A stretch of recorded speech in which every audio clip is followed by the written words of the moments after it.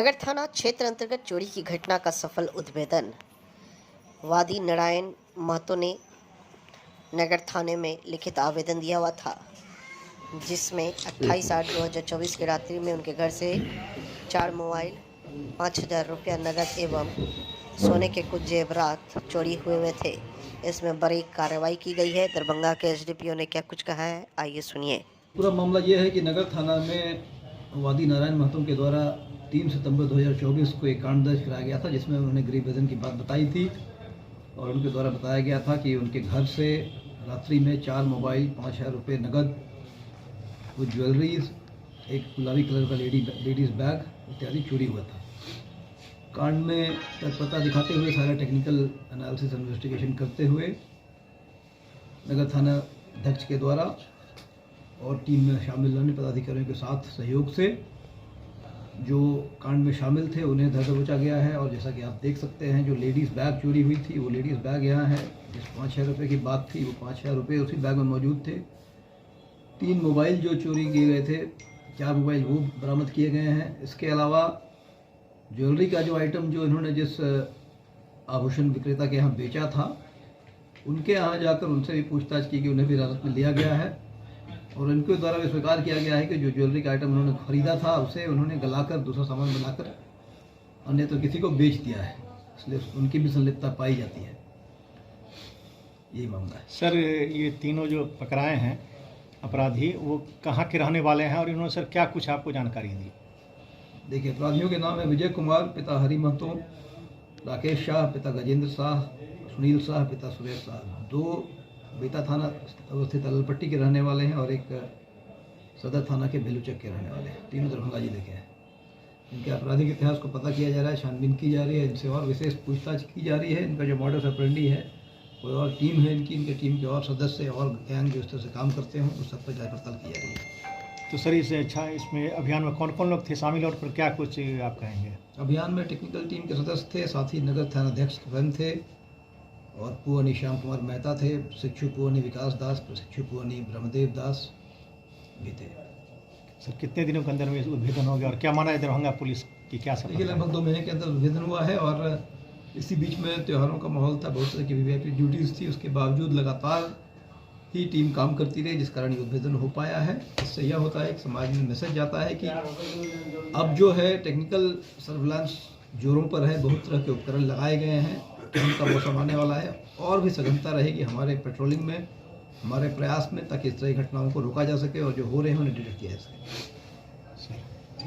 मारपीट करने के संबंध में विश्वविद्यालय थाने में प्राथमिकी दर्ज किया गया। तनुजा देवी पति सुरेंद्र कुमार मंडल के द्वारा कॉल किया था विनीत मंडल 11 तारीख के शाम में, रात में उसको धमकी दिया। उसको धमकी देने के बाद तो फिर उनके पापा गए घर पर उसको समझाने के लिए, ऐसे ऐसे बात है, तुम्हारा बेटा धमकी देता है मेरे बेटे को।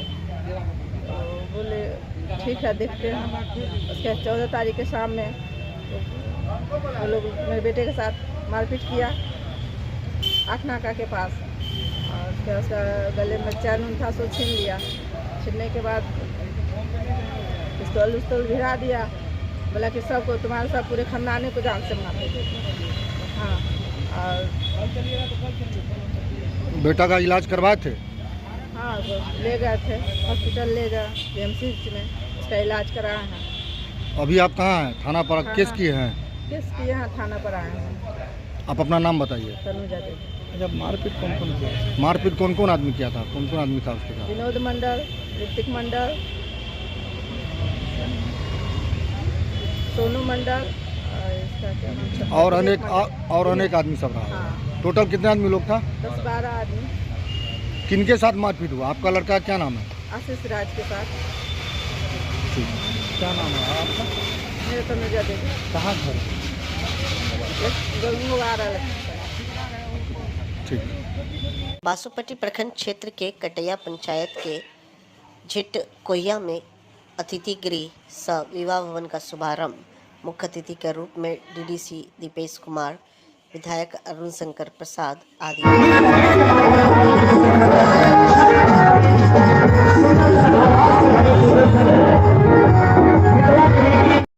भाई हरिनारायण सहनी जी क्षेत्र के वर्तमान विधायक रखते हैं। प्रतिनिधि पद तो एक ही है, पद एक ही है प्रखंड विकास पदाधिकारी, लेकिन चेहरे बदलते रहते हैं हर 3 साल पर, 2.5 साल पर, 2 साल पर, और कभी कभी तो बीच से भी जाना पड़ जाता है। लेकिन काम का असर अलग अलग होता है, काम की गुणवत्ता अलग अलग होती है, काम करने का तौर तरीका अलग होता है। राशि को व्यय कर देना एक बात है, और राशि को सदुपयोग करना और जनहित में उसको ठीक से लगाना और फिर उसको मानव सूचकांक पर खड़ा उतारना, ये एक बात होती है। आज भारत के आदरणीय प्रधानमंत्री जी के प्रयास से जो दुनिया में डाटा दिया है, उसके आधार पर भारत 25 करोड़ लोगों को गरीबी रेखा से बाहर निकालने में सफल हुआ। लेकिन उसका मानव सूचकांक भारत का तभी बढ़ेगा जब यहाँ के आबादी व्यवस्थित ढंग से स्वच्छता को अपनाएगा, शौचालय में जाकर शौच के लिए जाएगा, बाहर शौच करना बंद कर देगा, पढ़ाई लिखाई में गुणवत्ता आएगी, उसके रहन सहन का स्तर सुधरेगा, उनके जीवन स्तर में जब सुधार होता है तब दुनिया के अंदर मानव सूचकांक बढ़ता है। और इसलिए आज भारत तेज गति से विकास करने वाले देश के साथ साथ इतनी बड़ी आबादी को सहेजे हुए स्वच्छता को साथ लेकर चल रहा है। 16 नवंबर को राष्ट्रीय प्रेस दिवस के अवसर पर जिला जनसंपर्क कार्यालय दरभंगा की ओर से राष्ट्रीय प्रयोग दिवस कार्यक्रम का आयोजन किया गया। दरभंगा समाहरणालय अवस्थित डॉक्टर भीमराव अंबेडकर सभागार में आप लोग चलाइएगा तो आपके ऊपर कार्रवाई होगा। आपको लगता है कि आपका पहचान मीन्स आपका उसका फोटो भी आप चला दीजिएगा। प्रेस में मित्र ऐसा कर रहे तो आपको बोलना चाहिए। हम लोग भी बोलते हैं, बट आपको भी बोलना चाहिए कि नहीं ऐसा नहीं, गलत है। हम भी गलत कर रहे तो हम लोग भी गलत करते हैं, तो आप लोग बोलते हैं कि आप पब्लिक से थोड़ा देखना चाहिए। इस ऐसा हुआ था कि एक नाबालिग आया था जिसके ऊपर में वो काला वो नहीं था। सागर झा सिटी एसपी के कार्यकाल में यही जुवेनाइल कोर्ट के जस्टिस ले लिए थे। सभी कर्मठ पत्रकार कलम के सिपाही को मैं राष्ट्रीय प्रेस दिवस की शुभकामना देना चाहूंगा। अभी आप लोगों ने इस परिचर्चा में जो विषय वस्तु है, प्रेस की बदलती प्रकृति, आप लोगों ने अपने विचार रखे। इस विषय वस्तु से अलग भी दरभंगा की पत्रकारिता को हम किस दिशा में ले जा सकते हैं, क्या चुनौतियां हैं और क्या हम कल का दरभंगा देखना चाहते हैं और उसमें पत्रकारिता की क्या भूमिका होनी चाहिए, इन सब बिंदुओं पे आपने अपनी राय रखी है। और यहाँ जितने भी लोग उपस्थित हैं इस विमर्श में, इस संवाद में, निश्चित रूप से उन्हें इसका लाभ मिला है और आगे भी हम लोग आप लोगों के साथ जुड़े रहेंगे। ये विचार विमर्श, ये संवाद कई बार नई दिशा खोलता है, कई बार हम जान पाते हैं, हम समझ पाते हैं समाज को और विकास के लिए नई रूपरेखा बनाने में। कुछ लोगों ने उसे प्रेशर वॉल्व के रूप में भी बताया कि हमें पता चल जाता है कि कहां हमें सबसे पहले उसको हैंडल करना है, टैकल करना है, समस्या क्या है, लोगों की सोच क्या है, तो हमें ये जानकारी भी मिलती है। आप देखेंगे कि ये जो प्रेस दिवस है, राष्ट्रीय प्रेस दिवस 16 नवंबर को मनाया जाता है। हम लोगों का जो प्रेस काउंसिल ऑफ इंडिया है, उनके साथ उनके द्वारा जो है स्थिति को निर्धारित किया गया और संविधान में इसकी व्यवस्था की गई है। जैसा कि अभी विपिन जी बता रहे थे, ये जो अभिव्यक्ति की स्वतंत्रता है वो तो सब नागरिकों को प्राप्त है, प्रेस के लिए कहीं ये अलग नहीं है।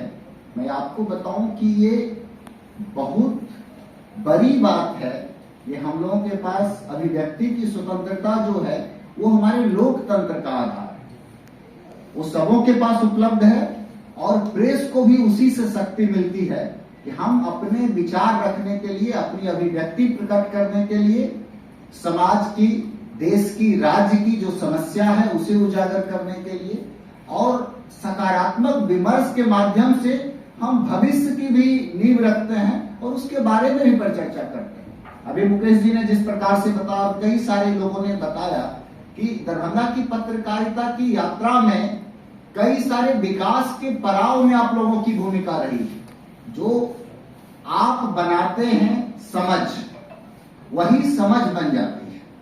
बस जरूरत इस बात की है कि ये जो मंथन का काम है जिससे अमृत निकलता है, समुद्र मंथन का जो काम है उसकी प्रक्रिया थोड़ी धीमी हो गई है, परिणाम पाने की प्रक्रिया तीव्र हो गई है। उससे क्या हो रहा है कि कई बार हम उस गहराई तक नहीं पहुंच पाते। उस अमृत की तलाश में जो लोग समय दिया करते थे, जो लोग खबरों के तह तक जाने के लिए मेहनत करते थे, वो करने की आवश्यकता है। आप देखिएगा कि जरूरत इस बात की आ गई है कि एक खबर तो होती है, उस खबर का फिर फैक्ट चेक होता है और फिर वो बताया जाता है कि ये खबर सही है या गलत। तो हम उस गंभीरता के साथ जो हम कहें उस पे लोग यकीन करें, वो थोड़ा सा विश्वास का संकट आ गया है। आप लोगों ने नाम के बारे में जो बात की कि भूमिका बदली नहीं है, प्रेस की भूमिका में आप लोगों से पूरी तरह सहमत हूं कि लोकतंत्र में ये चौथा स्तंभ आज भी है और जब तक लोकतंत्र है, लोकतंत्र का चौथा स्तंभ प्रेस बना रहेगा, तभी भारत का संविधान, भारत का लोकतंत्र नई ऊंचाई को छू सकेगा। तो उसकी अनिवार्यता है, अपरिहार्य है यह, और ये लगातार बना रहेगा। लेकिन जो अभी बदलाव है, जिस परिप्रेक्ष्य में ये विषय वस्तु रखा गया है, मैं इस पे जो समझ पा रहा हूं, जो मेरी समझ है कि बदलते समय के साथ, बदलते दौर के साथ, बदलते टेक्नोलॉजी के परिप्रेक्ष्य में हम देखें तो निश्चित रूप से प्रेस की प्रकृति में बदलाव हुआ है, भूमिका में बदलाव हुआ है और आप लोगों ने खुद भी कई सारी चीजों की ओर रखा है। जो बिजनेस हाउस है या बाकी सारी बातें हैं, उसके लिए भी कहीं ना कहीं हम लोगों को प्रयास करने की जरूरत है। हमारा विजन क्लियर रहेगा, हमारा मिरर साफ रहेगा, तभी हमको चेहरा सही दिखाई देगा। चाहे अपना या खबर के परिप्रेक्ष्य में भी देखें तो उस दर्पण में हमें सब कुछ साफ साफ दिखाई देगा।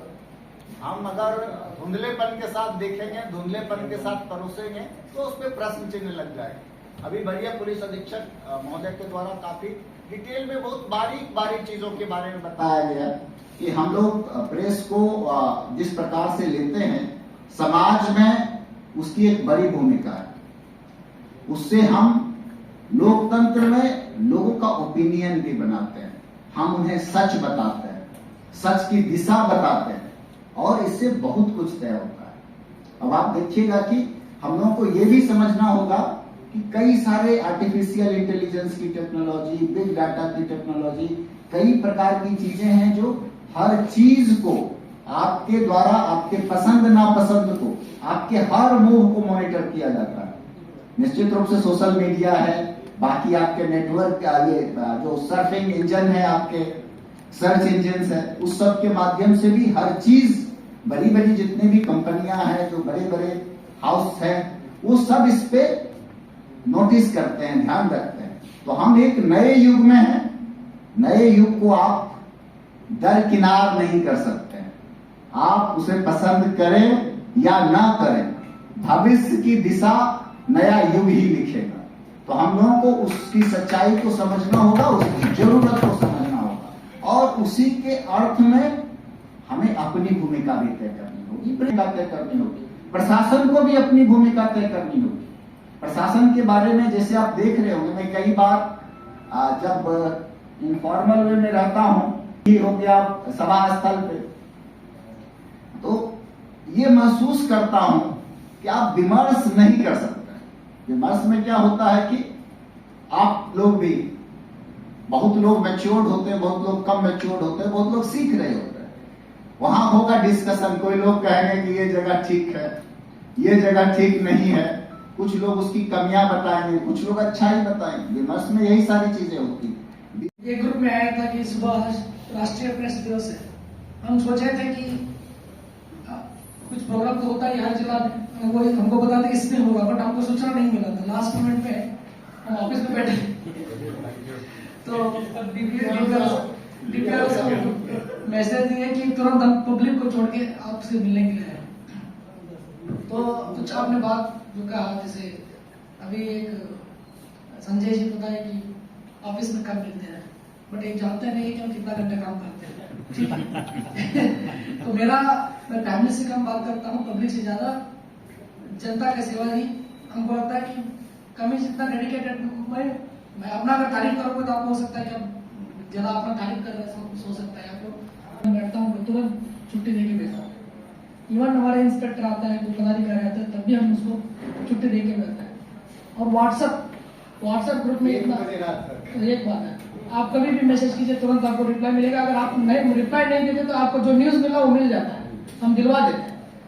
तो हमेशा आप ही का संपर्क में रहते हैं। जनता का भी कोई एप्लीकेशन मेरा व्हाट्सएप में आता है, वो भी संबंधित थानाध्यक्ष चाहता है। जैसा कि शकील अहमद जी बता रहे थे, कल उन्होंने इन्फॉर्मेशन लेके आए थे, तब तक वो महिला से मिल चुके थे, तो मिल के चले गए थे। उस व्हाट्सएप का जो कॉपी था एप्लीकेशन में दे दिया था थाना प्रभारी को, बट बाद में ये जाने के बाद मैसेज आया कि एफआईआर रजिस्टर्ड हो चुका ऑलरेडी।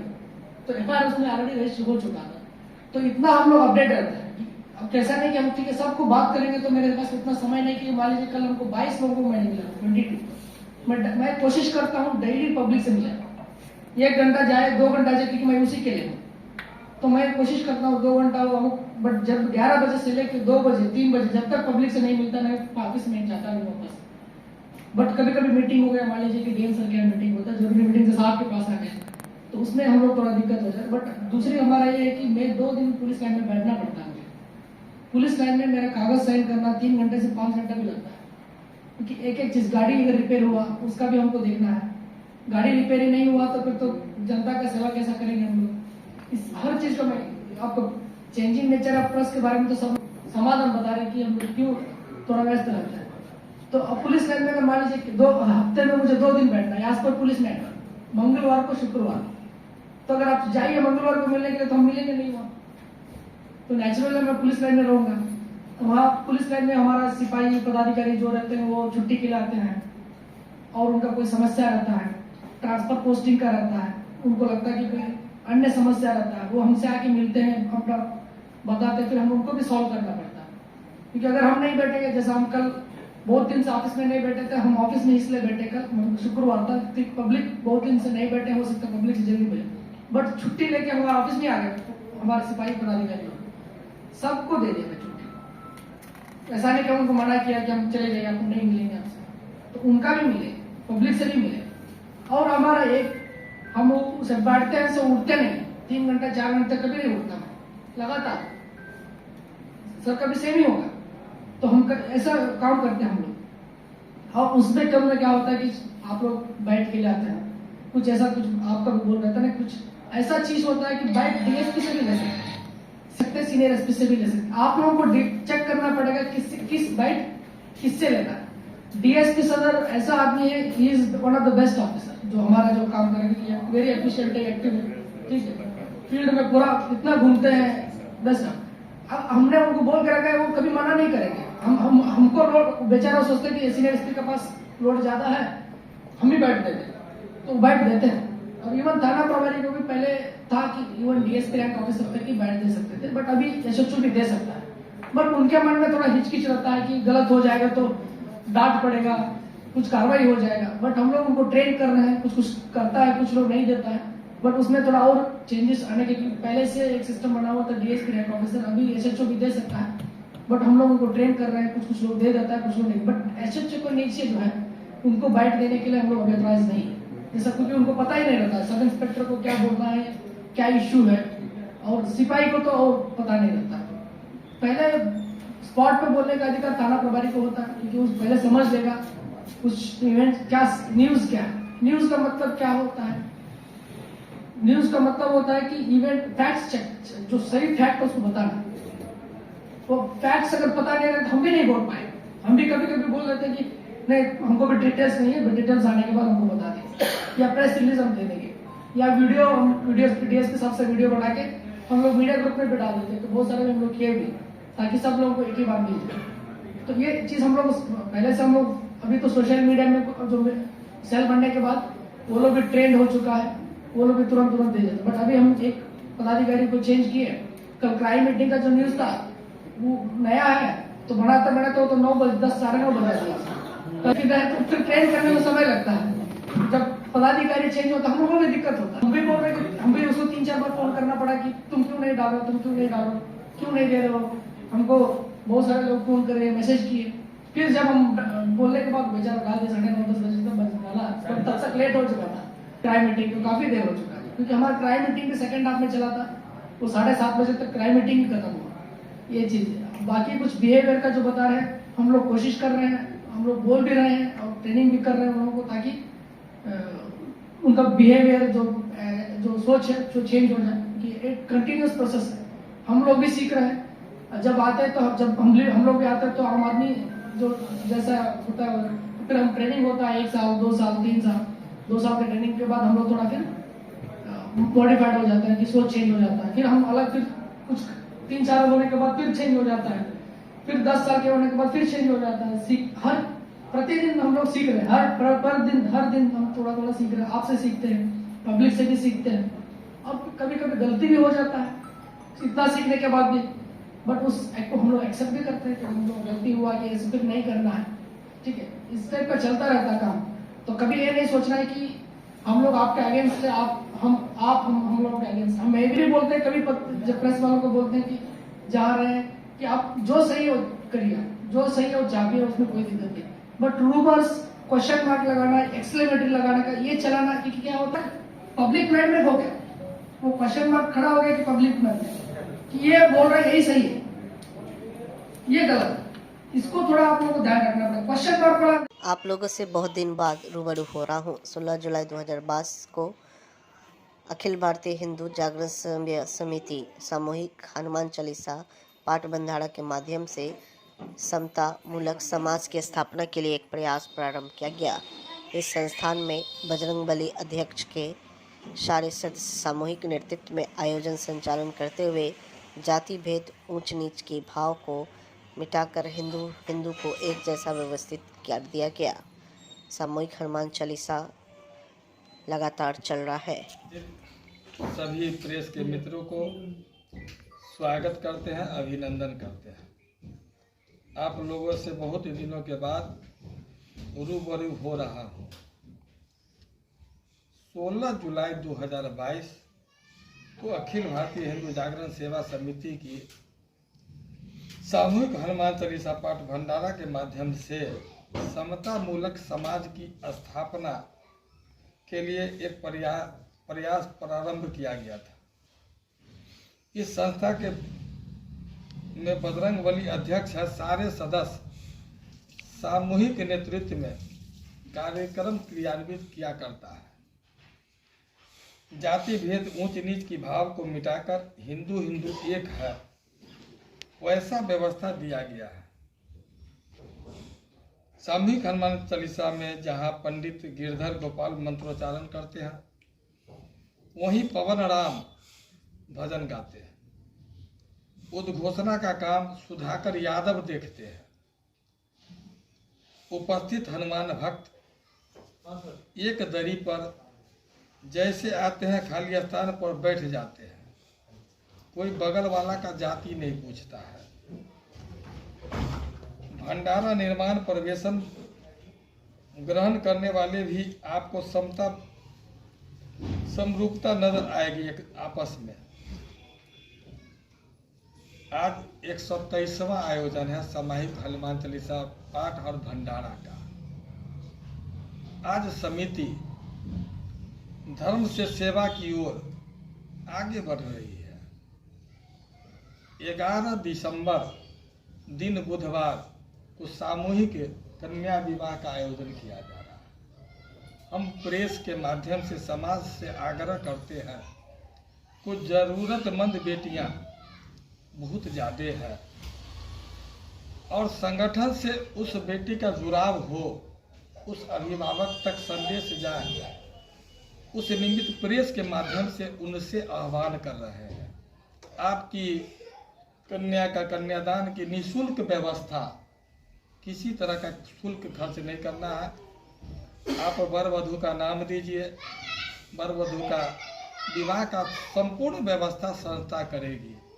संस्था वर वधू का वस्त्र, संस्था प्रारंभिक जीवन प्रारंभ करने के लिए बर्तन, बासन, ओछावन बिछावन, गैस चूल्हा के साथ सिलेंडर, संभव हुआ तो सांकेतिक द्रव्य भी समिति व्यवस्था करके देगी।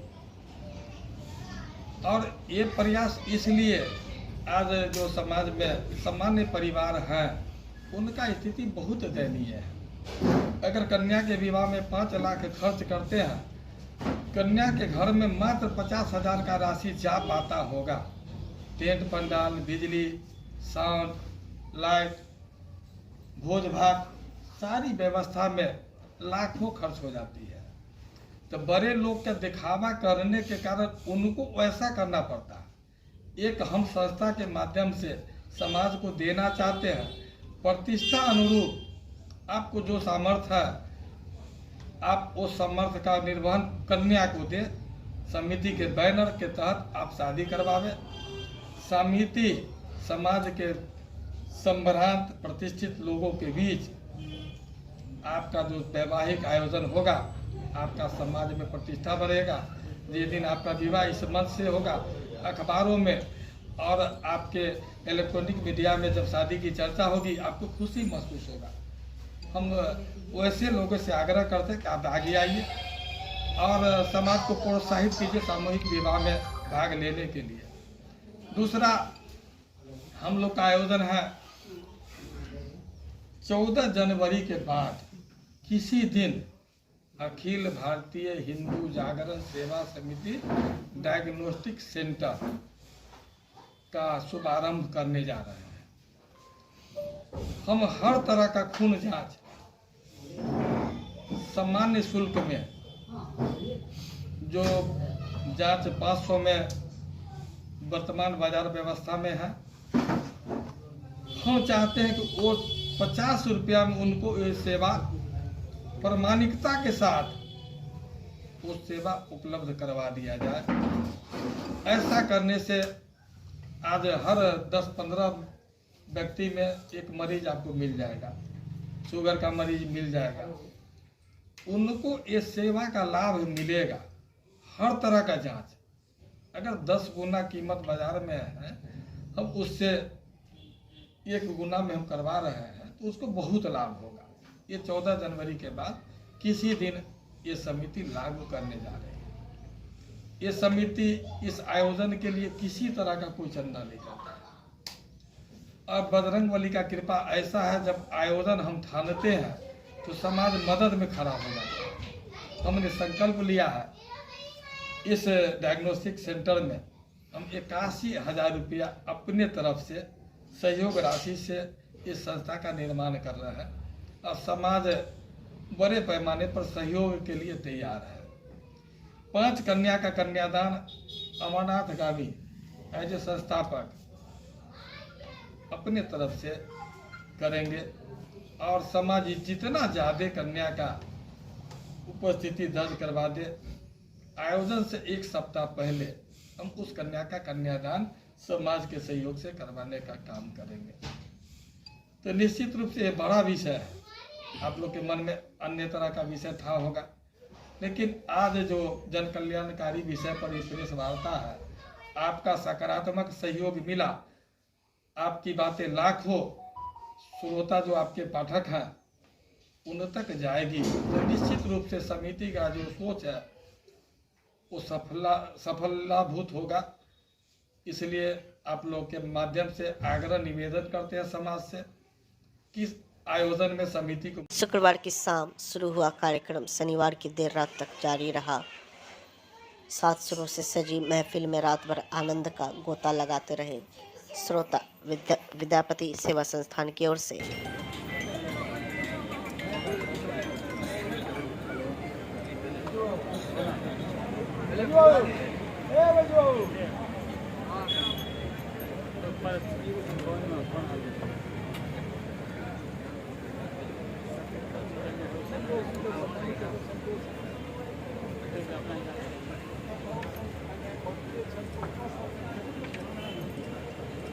बहुत बहुत धन्यवाद।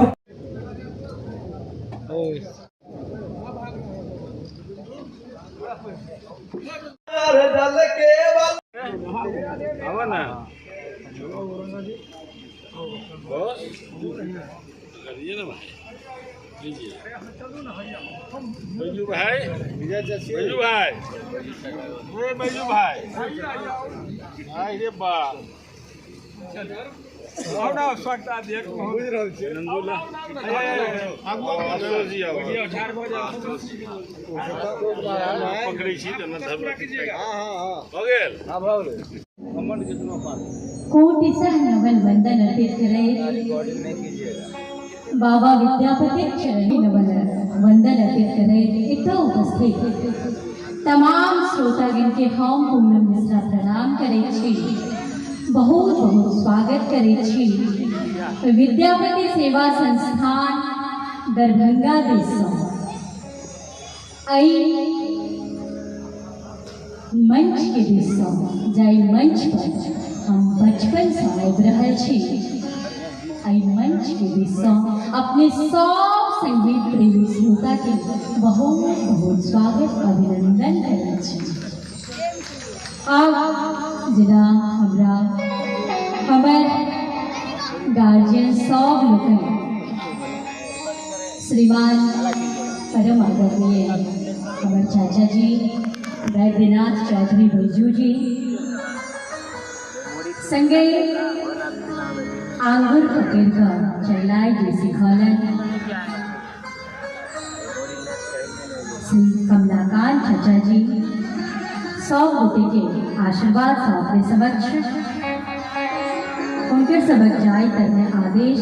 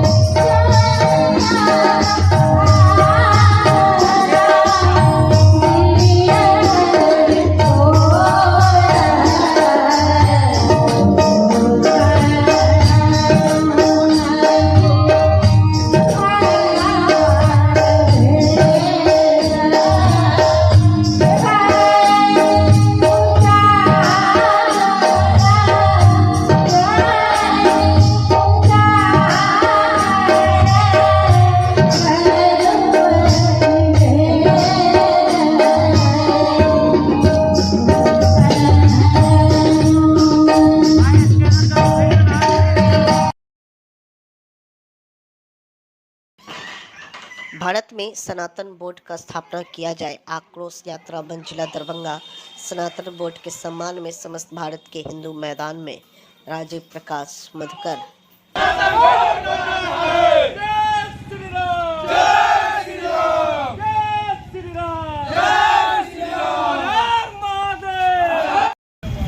ये प्रोटेस्ट नहीं है, ये आह्वान है सभी सनातनियों के लिए। पूरे भारतवर्ष में जिस प्रकार भारत में रहकर अनेकों प्रकार के संविधान के तहत भारत में जो अदर धर्म के लोग अपना संविधान चला रहे हैं, तो हम भारतीय हिंदू होने के कारण, सनातनी होने के कारण हम लोगों का हिंदू बोर्ड, सनातन बोर्ड क्यों नहीं है।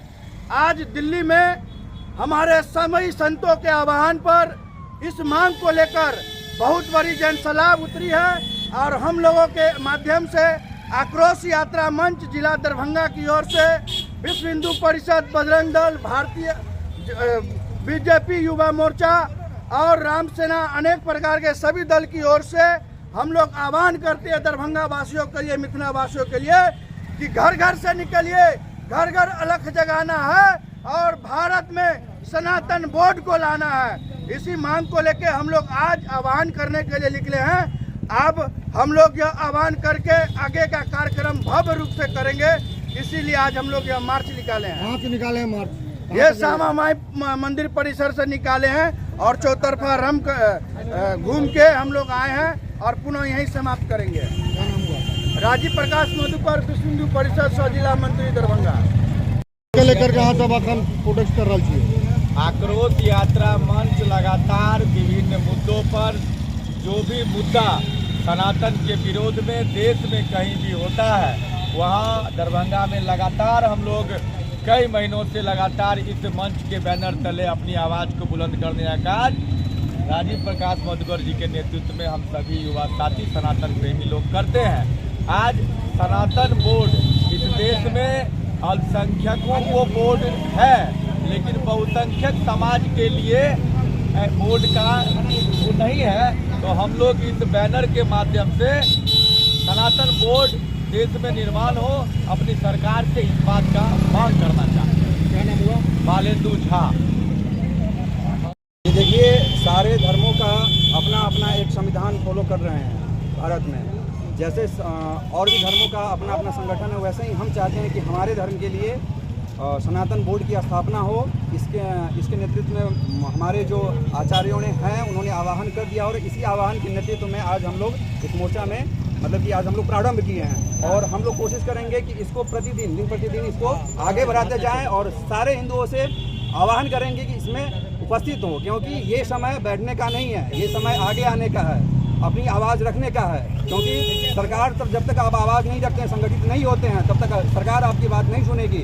और ये बोर्ड, इससे पहले भी कई बार इसके लिए चर्चा चली है, लेकिन ये बोर्ड कभी नहीं बना है। तो हम लोग जब जैसे ही एकत्र होंगे, ये बोर्ड की स्थापना होगी और इसी उद्देश्य के साथ हम लोग सारे दरभंगा वासी के सहित मिथिला वासी से भी आह्वान करते हैं कि वो भी अपने घर से निकले और इस कार्यक्रम में भाग लें। क्या नाम हुआ? मेरा नाम हरिओम शरण। लगातार दरभंगा नगर निगम का हो रहा है चर्चा। पिछले दिनों प्रधानमंत्री आए थे, जो स्वच्छता पखवाड़ा चला था, उसको लेकर लगातार बड़ाई हो रही है नगर निगम की।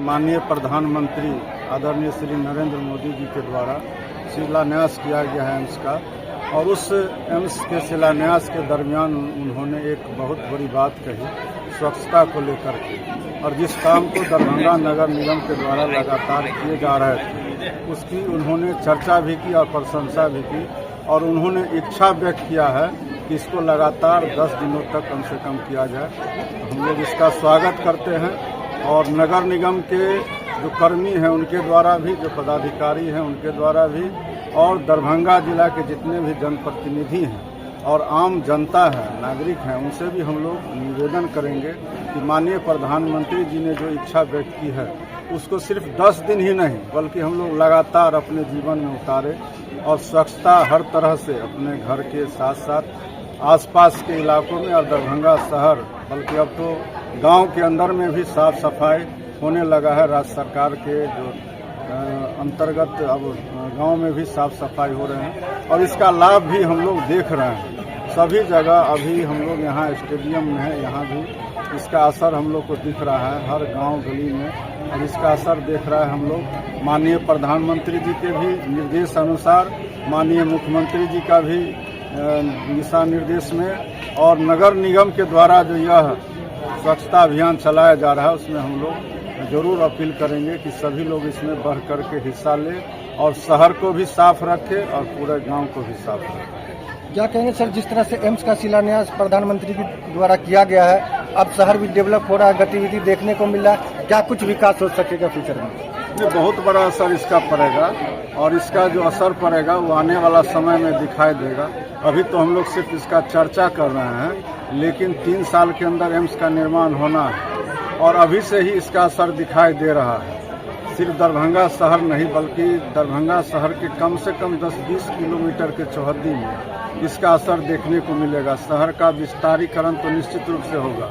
यह मानना सबसे गलत होगा कि जो संपन्न लोग हैं, जो अमीर लोग हैं या जो बड़े व्यवसायी हैं, उद्यमी हैं, उन्हीं को इसका लाभ मिलेगा, बल्कि जो गरीब से गरीब व्यक्ति हैं, जो रोजमर्रा के जीवन में अपने घर परिवार को चलाने के लिए जो मेहनत मजदूरी करते हैं, उनको भी इसका लाभ मिलेगा और उनको भी इसका रोजगार का अवसर मिलेगा। वह इलाका निश्चित रूप से बहुत आगे जाएगा और हम लोग तो पूरा देख रहे हैं कि एम्स के निर्माण से सिर्फ स्वास्थ्य के क्षेत्र में ही नहीं बल्कि विभिन्न क्षेत्रों में भी लोग को लाभ मिलेगा और शहर का विस्तारीकरण होगा। बहुत सारे लोग ऐसे मिले जो 15 किलोमीटर दूर से आए थे, काफी उत्साहित तो लोग लग रहे थे, कितनी भीड़ जुटी, क्या कहेंगे? गाड़ी से तो बहुत दूर दूर से लोग आए थे और दूसरे जिला से भी आए थे, लेकिन जो हनुमान नगर, बहादुरपुर और दरभंगा शहर के आसपास के लोग थे, ज्यादातर लोग तो उसमें पैदल ही आधा से ज्यादा लोग भाग लिए थे। और जब कार्यक्रम समाप्त हुआ था तो आप लोगों ने भी देखा होगा कि खेत के माध्यम से लोग पैदल लौट रहे थे,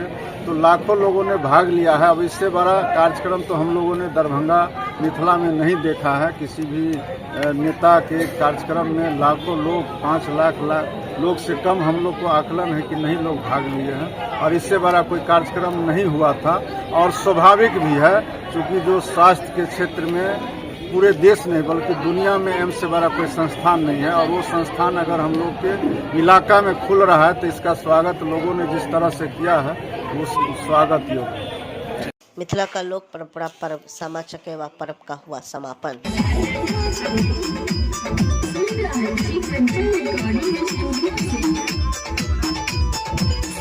खेले चल सखी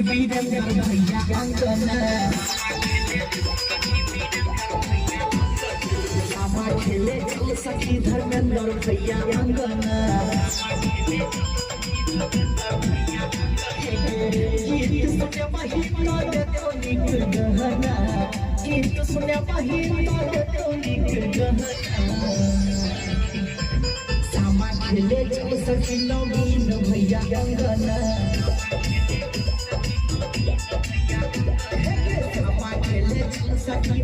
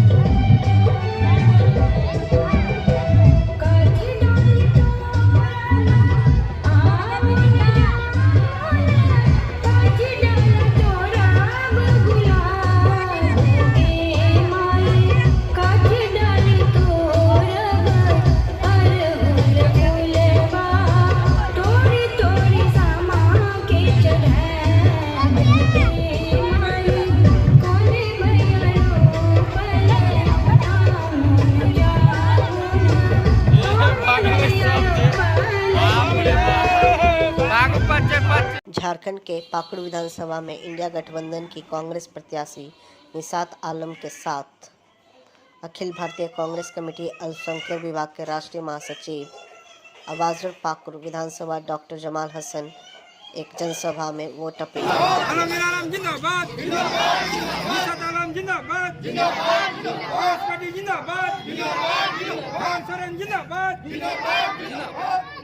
अस्सलामुअलैकुम।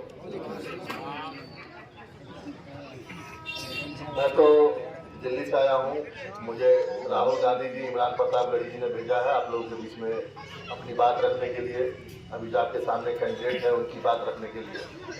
फिलहाल तो मैं यहाँ पर मौजूद देवू विश्वास जी, मीर जहान विश्वास जी, बाबुल शेख जी, असगर जी, कदम रसूल जी, जलालुद्दीन जी, शेर मोहम्मद शेख जी, सना बतूत जी, अशरफ शेख जी, सिकंदर जी और सैयद अली जी, और आप सभी का मैं शुक्रगुजार हूँ कि आप लोग यहाँ बैठे हैं, यहाँ सुनने के लिए बैठे हैं।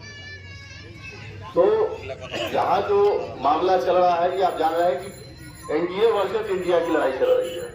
सबसे पहले ये समझने की जरूरत है, ये जो जगह है ये आपका पाकुड़ क्षेत्र, ये पाकुड़ विधानसभा, ये प्योर कांग्रेस का सीट है। ये प्योर कांग्रेस, मुझे नहीं लगता कि आप लोगों को समझाने की जरूरत है। लेकिन यहाँ जो कुछ कंफ्यूजन जो पैदा किया जा रहा है कि इंडिया गठबंधन में समाजवादी पार्टी की तरफ से अखिल अख्तर जी है, तो ऐसा नहीं है। इंडिया गठबंधन झारखंड से बाहर में समाजवादी पार्टी हमारे साथ यूपी में है, यहाँ कांग्रेस, जेएमएम और जो आरजेडी है वो हमारे साथ और सीपीएम हमारे साथ चुनाव लड़ रही है। तो सबसे पहले इस चीज को आप लोग समझ लें। दूसरी बात, जो कई लोगों से मैंने सुना कि समाजवादी पार्टी के जो कैंडिडेट है वो कहते हैं शरीयत के हिसाब से महिला को चुनाव नहीं लड़ना चाहिए। तो उनके बैनर में आप देखेंगे इकरा हसन ऊपर में है, वो सांसद है, एमपी है, तो वहाँ कैसे शरीयत के हिसाब से मुस्लिम महिला का फोटो लगाए हुए। तब तो उनकी पार्टी को भी शरीयत के हिसाब से इकरा हसन को चुनाव नहीं लड़ना चाहिए था।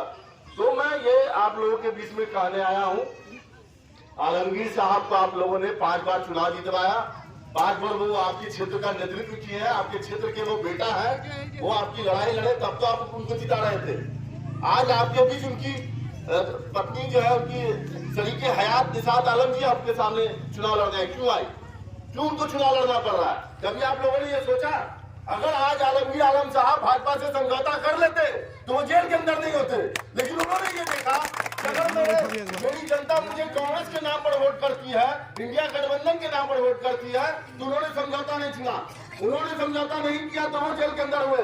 इस प्रदेश के मुख्यमंत्री हेमंत सोरेन ने समझौता नहीं किया तो वो जेल के अंदर नहीं गए। ये समझना पड़ेगा। अगर वो भाजपा से समझौता कर लेते, आपका वोट लेकर वो भाजपा के साथ बैठ जाते तो वह जेल के अंदर नहीं होते। लेकिन उन्होंने आपके वोट का सम्मान किया, आपके वोट आपने एक जो वोट आपने मेहनत करके हिम्मत करके उनको जिताने का काम किया, तो उन्होंने सोचा कि नहीं, मेरी पाकुड़ की जनता ने मुझे कांग्रेस के नाम पर जिता, मैं कांग्रेस की आखिरी मरते दम तक रहूंगा। तो हम आपके बीच में बस इतना ही कहने आए कि आपने उनको 5 बार जिताया है। उनकी शरीके हयात, उनकी बीवी यहाँ से चुनाव लड़ रही है, निसात आलम साहब, जो उनको आप लोग भारी मतों से जिताया। पिछली बार आप लोगों ने 67,000 वोट से जिताया था, इस बार 75,000, 80,000, 1 लाख वोट से आप लोग जिताने का काम करे। और सबसे बड़ी स्कीम आपको मैं बता दूं, आप दुकान में जाते होंगे, बाय 1 गेट 1 फ्री स्कीम चलता होगा, 1 खरीदो 2 पाओ। यहाँ पे एक वोट दीजिएगा, 3 आदमी आप पाइएगा। आलमगीर आलम साहब आपके सामने गार्जियन के रूप में मौजूद रहेंगे, निसात आलम जी विधानसभा में आपकी आवाज उठाएंगी, और तीसरा उनके बेटा तनवीर आलम आपके लिए काम करते हुए नजर आएंगे। इससे बेहतरीन स्कीम आपको मिलने वाला है। पूरा परिवार पाकुड़ की जनता की सेवा करेगा। और मुझे ये उम्मीद है कि आप लोग जितने यहाँ लोग मौजूद हैं, ये पूरे लोग मेरे साथ आज ये प्रण करेंगी, हम लोग कांग्रेस को वोट करेंगे और निसात आलम जी को 1 लाख वोट से यहाँ जिताएंगे। 1 लाख वोट से, 70,000 वोट से। जिन लोगों ने आपके नेता, आपके बेटा को जेल भेजने का काम किया है, उसके खिलाफ पूरी पाकुड़ की जनता 1 लाख वोट से यहाँ जिताएगी। एक बात आप लोगों से यही कहना है, झांसे में नहीं आना है, निसात आलम जी को जिताना है। झांसे में नहीं आना है, निसात आलम जी को जिताना है। तो बस आप सभी लोगों से मेरी ये गुजारिश है, जिस तरह से आपने यहाँ आलमगीर आलम साहब को जिताने का काम किया है, निसात आलम जी को भी विधानसभा में भेजने का काम करें इंशाअल्लाह। और सबसे बड़ी चीज कि यहाँ निसात आलम जी के लिए देश के जाने माने अखिल भारतीय कांग्रेस कमेटी अल्पसंख्यक विभाग के चेयरमैन, साथी सांसद और सभी की आवाज इमरान प्रताप गढ़ी जी 18 तारीख को आप लोगों के बीच में आ रहा है।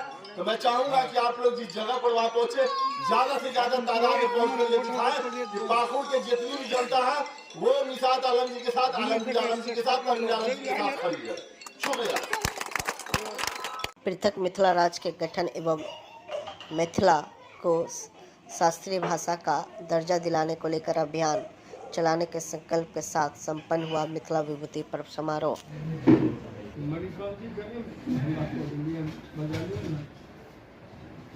इधर देखे हुए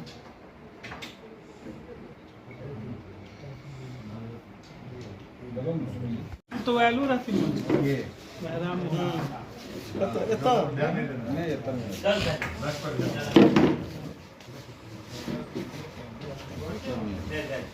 ये हमर जते इंडस्ट्री छे सब इंडस्ट्री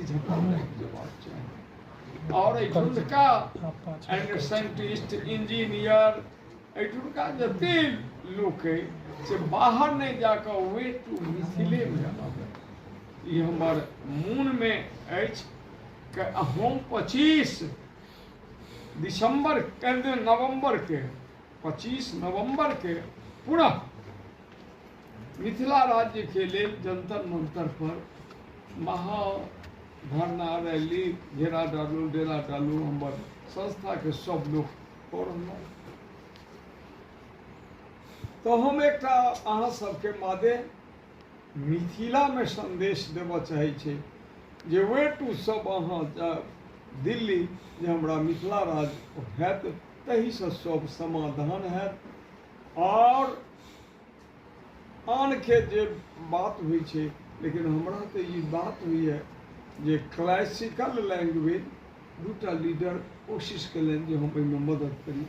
जे तो बड़े मुरारी मोहन झा और संजय झा लिख कर दिलखिन, हमरा तो जे लिखे पढ़े के रहे से और लोग के संकट में हम वहू से बेसी लीडर सबके यदि नीतीश मिश्र हमरा 23 के एता उनका क्षेत्र में एगो मर्डर भऽ गेलन, संकट भऽ तय कल बेचारे संकट में रहे। 23 के अहिठुना विद्यापति सेवा संस्थान कार्यालय ओहि परिसर में रहता। तो नीतीश मिश्र और हरिशंकर इतिहास बदल दिलन जे कैबिनेट के मंत्रिमंडल के शपथ मैथिली और 5टा असेंबली मेंबर 5टा नहीं उनमें 10टा से ऊपर से और 5टा मेंबर ऑफ पार्लियामेंट मातृभाषा में करें। सिर्फ अहाँ के कृति आजाद लोकसभा में से प्रणब मुखर्जी से आदेश करा को तहन मिथिला राज्य के लेल बिल रखने छला। बिल नहीं पास भेले लेकिन कृति आजाद केने छला। हम चाहे छे असेंबली होय पार्लियामेंट में होय एक सदे सब सदे यदि भाषाई आधार पर पंजाब भ सकै छै, भाषाई आधार पर त्रिपुरा भ सकै छै, बंगाल भ सकै छै, तो हम की बिगाड़ने छे। मुट्ठी भर प्रदेश सब अखन छै जकरा की संख्या लाख में छै, करोड़ों में नहीं छै, 8.5 करोड़ छै। तो हमरा किया न भाषाई अपन भाषा जे केरो भाषाई आधार पर छै, आंध्र भाषाई आधार पर छै, तेलंगाना भाषाई आधार पर अहाँ सबके सोझा भेल।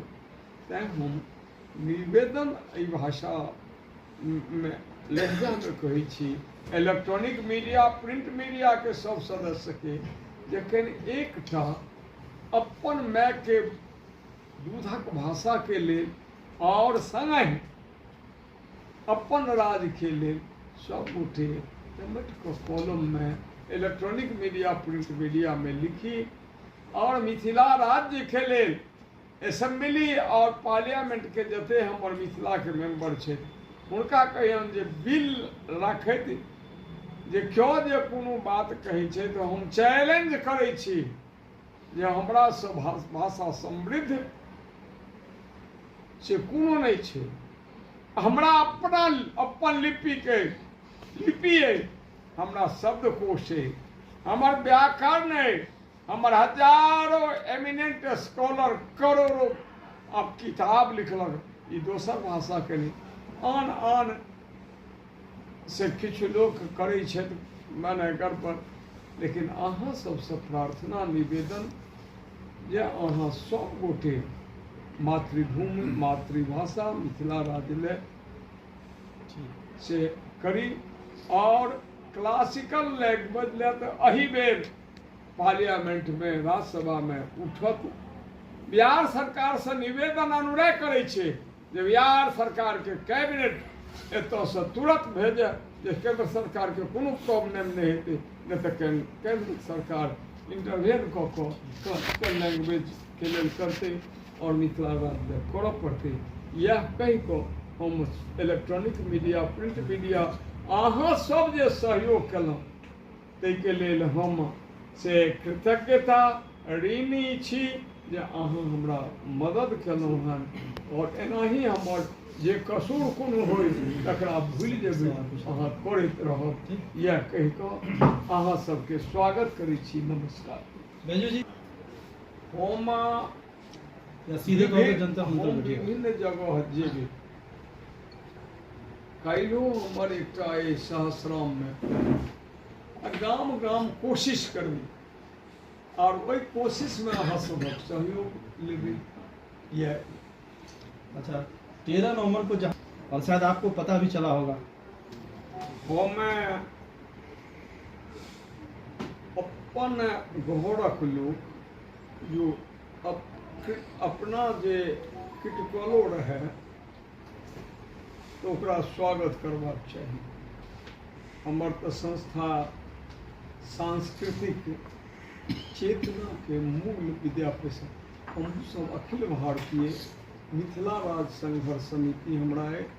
हम ओहि पर कोनो अहाँ के कमेंट नहीं करब। हमरा एहि सब नहीं हम स्वागत करै छियै। हम कतौ व्यक्ति के कतौ हम आलोचना नहीं करै छियै। खास कऽ प्रेस के जीवन में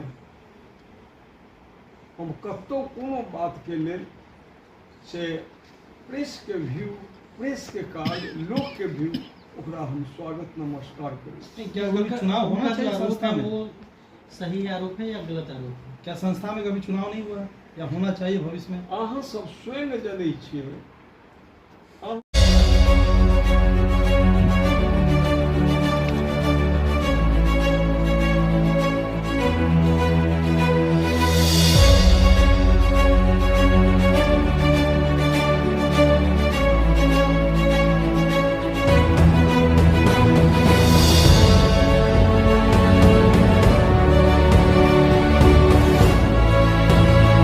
तमाम दरभंगा वासियों को मेरा नमस्कार। मैं रोशन सिंह, शांति विहार से। आप सभी दर्शकों जो दरभंगा न्यूज़ 27 को देखते हैं उन सभी को मेरा प्रणाम। आज हमारे साथ हमारे प्रोजेक्ट के स्थान पे आए हुए हैं दरभंगा न्यूज़ 27 से और यहाँ पे कुछ रिव्यू आपको दिखाया जा रहा है। दरभंगा के अंदर में बहुत सारे लोग ज़मीन को सर्च कर रहे हैं और ज़मीन एक ऐसा एसेट है जिसको लेने से पहले आपको बहुत सारी चीज़ों को जानना जरूरी होता है। आज एक छोटी सी कीर्तिमान को पूरा करते हुए हम लोग दरभंगा में पिछले 1.5 साल से बहुत सारे लोगों को पोजीशन के साथ साथ रजिस्ट्री भी दिए हैं और हमारा जो लोकेशन होने वाला है इसको आप कैमरा में देख ही रहे हैं। बाकी मैं आपको बता दे रहा हूँ, दरभंगा एयरपोर्ट से करीब 1.5 किलोमीटर की डिस्टेंस पे ये लोकेशन है और यहाँ से मात्र 600 से 700 मीटर के डिस्टेंस पे न्यू दरभंगा रेलवे स्टेशन है। बाकी आपको सामने कैमरा में दिख रहा होगा, दोनों NH की कनेक्टिविटी हमारी इस प्रोजेक्ट से है। NH 57 है, NH 527 भी। आप NH 57 पे बगल में ही देख रहे हैं बद्रीनगर है and DPS school, CPS school, teacher training centre and जी माउंट लिटरा स्कूल जो कि जी न्यूज की स्कूल है, ये भी हमारे दरभंगा शहर में आ चुकी है। और बहुत अच्छी बात यह है कि हमारे प्रोजेक्ट से मात्र 500 मीटर की दूरी पे माउंट लिटरा स्कूल आई है। तो आज मैं आपको बताने वाला हूँ, कोई भी व्यक्ति जमीन लेने से पहले देखते हैं कि हमारे फ्यूचर क्या होंगे, हमारे बच्चे के फ्यूचर क्या होंगे। एजुकेशन के लिए ज़्यादातर लोग जो है पहले तलाशते हैं कि ऐसी एरिया में ज़मीन लें जहाँ पे हमारी बच्चे की एजुकेशन अच्छा हो सके। दूसरी होती है कि कनेक्टिविटी, तो कनेक्टिविटी तो 2 NH की है, साथ में आप दरभंगा बस स्टैंड हमारे प्लॉट से मात्र 2 किलोमीटर की दूरी में है, एंड एयरपोर्ट भी 1.5 किलोमीटर की दूरी में है। और साथ में सबसे बड़ी बात होती है कि प्राइस की, तो रेट के मामले में आज दरभंगा के अंदर में तमाम तरह की फैसिलिटी के साथ यहाँ पे आपको पार्क मिलने वाला है, जो कि करीब करीब 8 कट्ठे की एरिया में होने वाला है। 2-2 30 फीट की मेन रोड मिलने वाला है एंट्रेंस करने के लिए, गार्ड की फैसिलिटी मिलने वाला है, 20 फीट की main road, branch road, and पूरी टाउनशिप को, पूरी एरिया को 8 फीट की बाउंड्री वॉल से हम लोग कवर करके देने वाले हैं। और इसके साथ आपको मात्र 1400 रुपये पर स्क्वायर फीट की रेट में यहाँ पे ज़मीन आप लोगों को दे दिया जाता है। सबसे बड़ी बात है कि आप 25% पैसा दे के भी यहाँ पे बाई एग्रीमेंट ज़मीन अपना बनाते हैं, और रेस्ट अमाउंट जो टाइम है उस दरमियान में देके रजिस्ट्री लेते हैं। अब देखें जिस एरिया पे मैं खड़ा हूँ ये हमारा कॉमर्शियल एरिया है, और यहाँ पे बड़े बड़े बिल्डिंगें बननी है, एंड तमाम तरह की ऐसी फैसिलिटी यहाँ पे मुहैया करा के दी जाएगी जिससे यहाँ फ़ायदा मिले, बेनिफिट मिले। साथ में आप देखें आगे हमारे बहुत ही नज़दीक में NH की कनेक्टिविटी दिख जा रही है, जहाँ पे रोड पे गाड़ियाँ चलती हुई दिख रही है, एंड एयरपोर्ट की भी बिल्डिंग आपको दिख पा रहा है। एंड ये जो रोड है सीधा जो गई है ये 30 फीट की मेन रोड है, जिसपे हम लोग अभी चल रहे हैं।